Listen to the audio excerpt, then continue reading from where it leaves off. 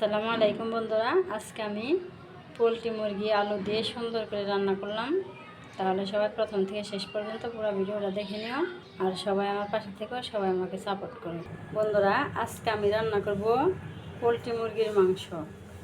এইখানে আমি একটা পোলট্রি মুরগির অর্ধেকটা নিয়ে নিছি, এখন রান্না করব। তার জন্য আমার যা যা মশলা লাগবে আমি সবগুলোই দেখাবো। এখানে হলুদ গুঁড়া, মরিচ গুঁড়া, ধনিয়া গুঁড়া আর লবণ, আর এখানে আদা বাটা, রসুন বাটা, জিরা বাটা একসাথে বেটে নিছি। এখানে পেঁয়াজ কেটে নিছি, এলাচি, দারচিনি, তেজপাতা নিছি।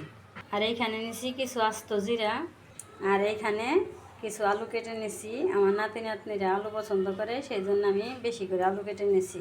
এখন আমি রান্নায় চলে যাব।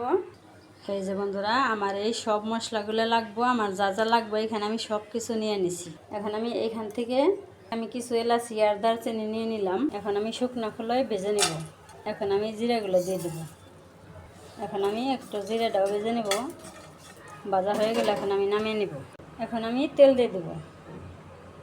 আমার তেল গরম হয়ে গেছে। এখন আমি এলাচি, দারচিনি, তেজপাতা আর পেঁয়াজ দিয়ে দিলাম। এখন আমি পেঁয়াজ, এলাচি, দারচিনিগুলো একটু হালকা ভেজে নেব। পেঁয়াজ আর মশলা হালকা করে ভেজে নিলাম। এখন আমি এই আদা, জিরে, রসুন এই বাটাগুলো দিয়ে দেবো। মশলাগুলো দিয়ে দিলাম। এখন একটু কষিয়ে নেব।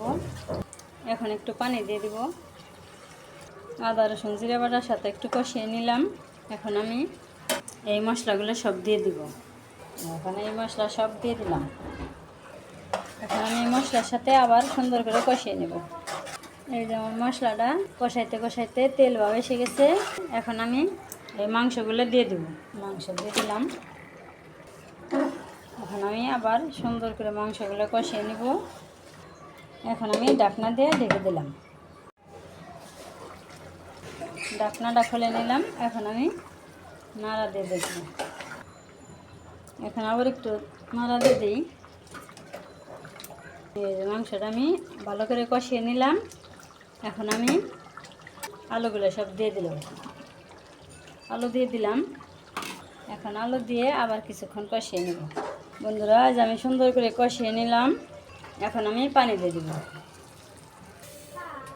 এতটুকু পানি দিয়ে দিলাম। এখন রান্না শেষ হোক, তারপর দেখাবো। বন্ধুরা, আমার যে মাংস হয়ে গেল।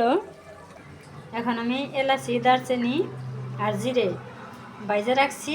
এখন আমি গুঁড়ো করে নেব। বন্ধুরা, আমি এই যে মশলাটা গুঁড়ো করে নিলাম। এখন আমি মাংসের মধ্যে দিয়ে দেব। এখন একটু নাড়াচাড়া দিয়ে মশলাটা মিলিয়ে দেব। হয়ে গেল আমার মাংস। এখন আমি নামিয়ে নেব। আমি পোলট্রি মুরগির মাংস আমার রান্না হয়ে গেছে। এখন আমি নামিয়ে নিলাম।